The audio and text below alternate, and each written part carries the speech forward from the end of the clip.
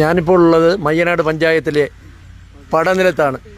മയ്യനാട് പഞ്ചായത്തിൻ്റെ ഒരു പുതിയ പദ്ധതിയുടെ ഉദ്ഘാടനമാണ് ഇവിടെ നടക്കുന്നത്.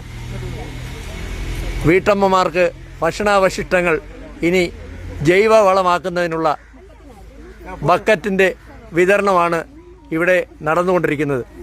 മയ്യനാട് പഞ്ചായത്താണ് സംസ്ഥാനത്തിന് തന്നെ മാതൃകയാകുന്ന രീതിയിലുള്ള ഈ പദ്ധതി നടപ്പിലാക്കിയിരിക്കുന്നത്.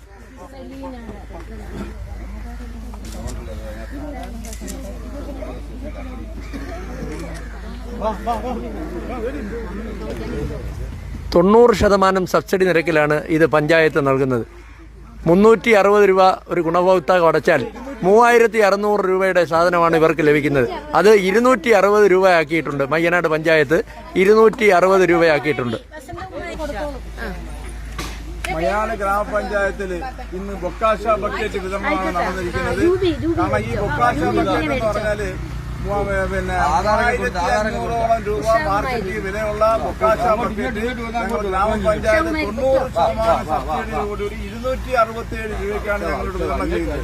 കാരണം മയ്യനാട് ഗ്രാമപഞ്ചായത്തിലെ 24 വാർഡിൽ ബൊക്കാഷ ബക്കറ്റ് കൊടുക്കുന്നത്.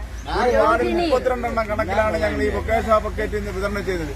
ഇത് തികച്ചും കേരളത്തിൽ തന്നെ ആദ്യമായിട്ടാണ് ഒരു പദ്ധതി. കാരണം കേരളത്തില് കൊല്ലം ജില്ലയിൽ ആദ്യമായിട്ടാണ് ഈ ഒരു ഗ്രാമപഞ്ചായത്ത് ബൊക്കാഷ ബക്കറ്റ് വിതരണം നടത്തുന്നത്.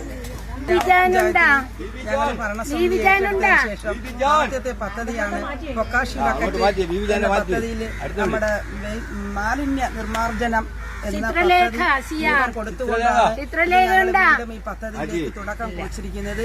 ഇതിന് രൂപയുണ്ട്. സബ്സിഡി 267 രൂപ എന്ന നിരക്കിലാണ് ഈ ബക്കറ്റ് വിതരണം ചെയ്യുന്നത്. മാലിന്യ നിർമ്മാർജ്ജനം ജൈവ മാലിന്യങ്ങൾ വളമാക്കി മാറ്റുന്നതിന് വേണ്ടിയിട്ട് പഞ്ചായത്ത് ഒരു 10% യൂസർ ഫീ മാത്രം വാങ്ങിക്കൊണ്ട് നൽകുന്ന ഒരു സാധനമാണ് ബൊക്കാഷി ബക്കറ്റ്.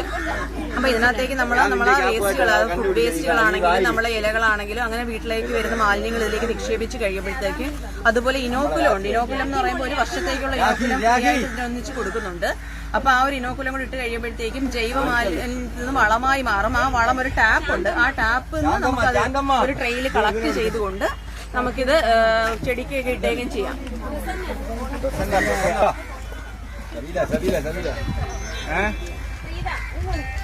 അപ്പൊ നിങ്ങൾ